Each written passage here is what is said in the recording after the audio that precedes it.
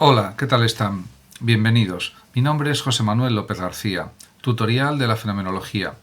En este vídeo me explico algunas cuestiones relativas a la fenomenología, sin pretensión de ser exhaustivo, simplemente deseo dar algunas explicaciones sobre los puntos fundamentales de lo que es el movimiento fenomenológico, tal como lo creó Edmund Husserl. Husserl nació en 1859 en Prosnitz, Moravia, entonces en el Imperio Austrohúngaro. Era judío por su familia e ingresa más tarde en la Iglesia Luterana. Murió en el año 1938, Husserl. En 1881 marchó a Viena para continuar sus estudios y recibir el doctorado con una disertación acerca del cálculo de variaciones. Era matemático también. De nuevo en Berlín trabaja como ayudante de Weierstrass, pero pronto cambia sus intereses y regresa a la Universidad de Viena para estudiar filosofía. Asiste a las lecciones de filosofía de Francisco Brentano, que murió en 1917, y continúa sus estudios en Halle, donde escucha a Stumpf, recibe allí su habilitación con una tesis titulada Sobre el concepto de número en 1887 y comienza su carrera docente. Pasa por las universidades de Gotinga y Friburgo de Brisgovia, sufriendo las consecuencias por su origen judío de la persecución nazi. Se jubila en 1928 y le sucede Martin Heidegger en su cátedra de Friburgo. A pesar de su difícil situación ante las autoridades nazis, Husserl no se exilia y muere en Friburgo en 1938. Husserl solo publicó una parte de su enorme producción intelectual. El archivo Husserl contiene más de 40.000 páginas y fue llevado a Lovaina, lo cual evitó su probable destrucción por los nazis. Suelen distinguirse tres periodos en el pensamiento de Husserl. Primer periodo, de Halle, de 1887 a 1901, que es la denominada etapa prefenomenológica. En 1891 publica Una filosofía de las matemáticas, cuyo primer capítulo es su tesis de 1887 sobre la esencia del número. La obra fue analizada y criticada por Frege y otros, y sobre todo por su psicologismo. Las investigaciones lógicas ya es la primera gran obra de Husserl y significa un cambio fundamental en su modo de pensar, el abandono definitivo del psicologismo y el descubrimiento de una fenomenología descriptiva. El segundo periodo es el de Gotinga, que va aproximadamente desde 1901 hasta 1916, es la etapa fenomenológica, y diríamos que filosofía como ciencia estricta marca el programa, pero la obra fundamental es Ideas relativas a una fenomenología pura y una filosofía fenomenológica de 1911. Aparece también una segunda edición de las investigaciones lógicas de 1913, puestas al día de acuerdo con las ideas, y la fenomenología es ya fenomenología pura o trascendental, y no es simplemente un método, sino una filosofía. Además, Husserl cuenta ya con un numeroso grupo de discípulos, entre ellos Reinach, Geiger, Katz, Conrad, von Hildebrand, Coiré, Max Scheler, etc. y una revista como órgano de expresión del grupo. La tercera etapa es la de Friburgo, de 1916 a 1928, y mientras ocupa su cátedra de filosofía en Friburgo, Husserl trabaja y escribe mucho, pero publica muy poco. Y el grupo de discípulos que va llegando a tener es muy notable. Entre ellos están Heidegger, Gadamer, Levinas, Sartre, Marcuse, Stein, Edith Stein, Lovit, Reiner, Eugen Fink, etc. Las meditaciones cartesianas del año 1931 suponen el desarrollo de dos conferencias pronunciadas en París en 1929 y son realmente muy representativas de la orientación de esta etapa, un explícito idealismo trascendental. En este sentido, Husserl también quiere mostrar que la fenomenología es también una filosofía científica de la vida. En este sentido, está claro que la filosofía como ciencia estricta supone que hay una crisis de la ciencia, de la que es responsable en gran parte el positivismo, según Husserl, porque al reducir todo conocimiento a conocimiento científico, privó a la ciencia de una fundamentación filosófica sólida. Hecho este diagnóstico por parte de Husserl, él se muestra esperanzado. La salida de la crisis es posible. Husserl, en consecuencia, quiere rehacer el esfuerzo de Descartes, de Kant y de Fichte para hallar una fundamentación filosófica de la ciencia, convirtiendo a la misma filosofía en ciencia, es decir, en un saber riguroso, racional, de validez universal y necesaria.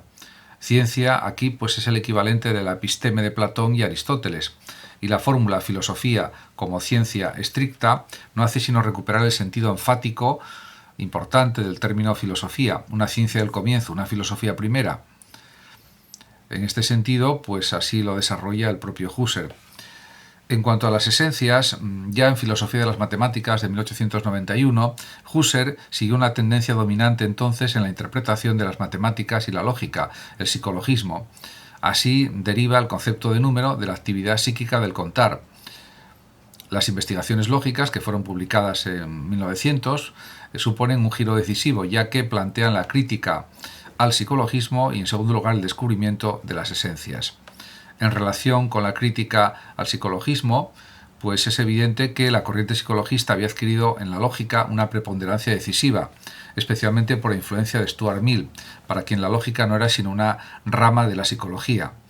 La crítica de Husserl reposa sobre la distinción entre mecanismos psíquicos del pensar, que es el objeto de la psicología, además de la conducta, y leyes o principios lógicos.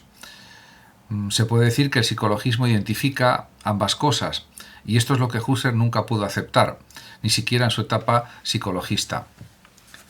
Por lo tanto, para él hay que distinguir entre el acto psíquico individual de pensar y el contenido objetivo del pensamiento, que Husserl llamará más tarde noesis y noema, respectivamente.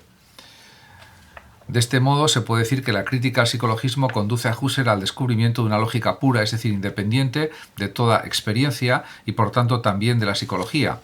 La lógica pura tiene como objeto contestar a esta pregunta: ¿qué constituye la esencia ideal de una teoría como tal? Ello supone remontarse a aquellos conceptos, dice Husserl, y leyes que representan los elementos constitutivos ideales de una teoría en general. En conclusión, se puede decir que Husserl asigna como tarea a la lógica pura la intelección de esencias y de las conexiones ideales entre esencias. Se trata de esencias, desde luego, muy abstractas, ya que corresponden a las categorías más generales de cualquier tipo de teoría. De esta manera, pues ha dado un paso fundamental y ha situado la ciencia, en este caso la lógica, en el ámbito de las esencias. Las esencias, pues son para Husserl algo fundamental dentro del desarrollo de la fenomenología. Incluso él mismo dice: llamo esencia a lo que se encuentra en el ser autárquico de un individuo constituyendo lo que él es. Y son conocidas estas esencias por medio de una intuición esencial o ideación, no por intuición sensible o experiencia. En ese sentido, intuir una esencia no implica, dice también Husserl, en lo más mínimo, el poner existencia individual alguna. Las puras verdades esenciales no contienen la menor afirmación sobre hechos, por lo que tampoco cabe concluir de ellas solas la más insignificante verdad de hecho.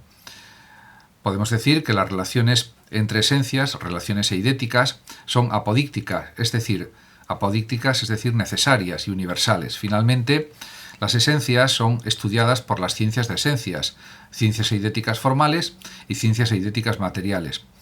Las primeras son, por ejemplo, la lógica, que estudian esencias formales que en realidad son esencias vacías. Solo las esencias materiales o con contenido son verdaderas esencias. Esta distinción entre hechos esencias y ciencias empíricas e eidéticas es la clave de toda la fundamentación husserliana de la ciencia. También hay que decir que Husserl apunta hacia la fundamentación metaempírica de las ciencias empíricas. Así se remediaría la crisis de la ciencia provocada por el positivismo y la negación de toda metafísica. Se puede relacionar este proyecto de Husserl con el de Descartes. Hay también aquí una especie de árbol de la ciencia.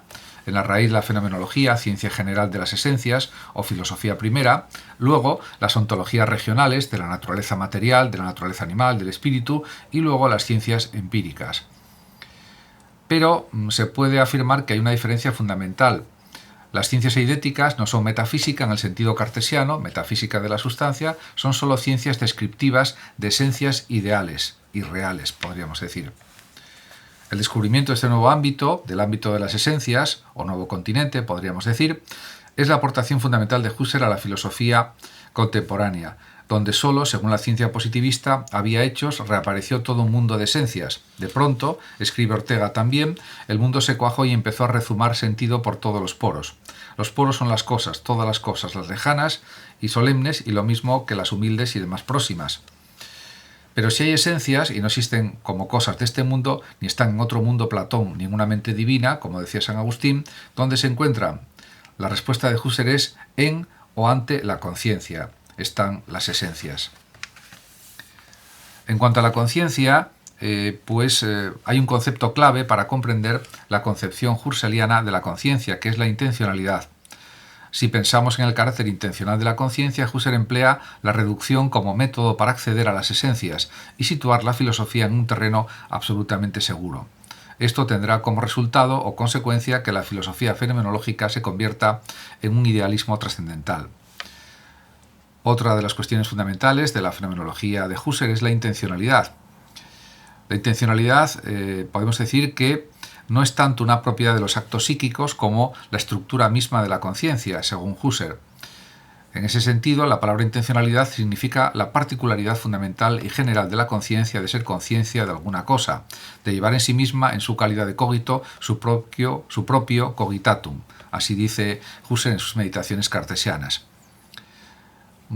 Puede decirse también de otra forma. La conciencia no es una cosa o un ámbito vacío, sino una relación a un objeto. O mejor todavía, la conciencia posee una estructura bipolar, consistente en la correlación entre una cogitatio y un cogitatum. Por eso Husserl transforma el cogito cartesiano en ego cogito cogitatum. En cuanto a la reducción fenomenológica, fenomenología en sí misma significa ciencia de los fenómenos. Pero esto no aclara muchas cuestiones, ya que la mayoría de las ciencias se ocupan de fenómenos psíquicos, físicos, históricos, etc. En este sentido, él desarrolló, por ejemplo, la reducción o epogé, que no es sino el procedimiento metodológico para acceder a dichas esencias y situarlas en el ámbito de la conciencia pura o trascendental. En ese sentido también está la reducción eidética, se pone entre paréntesis todo lo que de individual y contingente aparece en el fenómeno, mostrado por la intuición empírica o por las imágenes de la fantasía, para quedarse únicamente como resto reducido con la esencia del fenómeno. Así se trata de pasar, por ejemplo, del fenómeno percibido e imaginado, de este rojo a la esencia universal rojo. La finalidad de esta reducción es, por tanto, la purificación del fenómeno para intuir únicamente su esencia. Ello hace de la fenomenología una ciencia de esencias, o, lo que es lo mismo, una ciencia eidética. La reducción trascendental o reducción fenomenológica se pone entre paréntesis la actitud natural, significa formada por un conjunto de creencias necesarias para la vida cotidiana. Supone una desconexión de la actitud natural y la existencia del mundo que me rodea y de los objetos que me aparecen, y la existencia del propio yo empírico y sus actos psíquicos, intereses, etc. Se coloca entre paréntesis la actitud natural, y esto es porque ninguna de sus creencias goza de evidencia necesaria o apodíctica. ¿Y qué nos queda como residuo fenomenológico? Lo que queda después de reducir o de efectuar la reducción fenomenológica es la conciencia pura, sus vivencias puras y los contenidos de estas.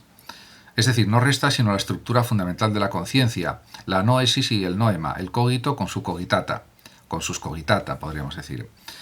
El ego del cogito ya no es este yo existente que yo soy, con su cuerpo, su mundo, sus intereses y su vida cotidiana, es una pura conciencia ante la que se presentan puros fenómenos. Y lo que resta del mundo real no es sino el fenómeno, es puro aparecer ante la conciencia. Aquí se percibe el alejamiento de Descartes. En cuanto al idealismo trascendental,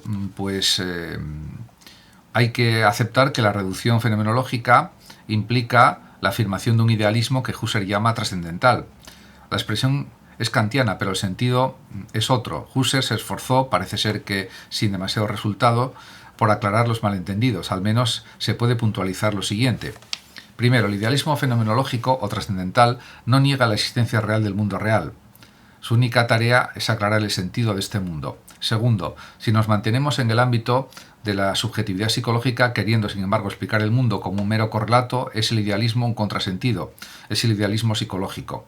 Pero si nos situamos en el ámbito trascendental, la perspectiva es otra. Hemos puesto entre paréntesis la existencia del mundo y del sujeto y ya no queda sino la conciencia pura en su estructura intencional. Muchas gracias a todos por su atención, saludos como siempre a los oyentes de Radio Sofando de México y por último decir que los que lo deseen pueden compartir este vídeo en sus redes sociales, darle like o suscribirse a mi canal de YouTube. Hasta siempre.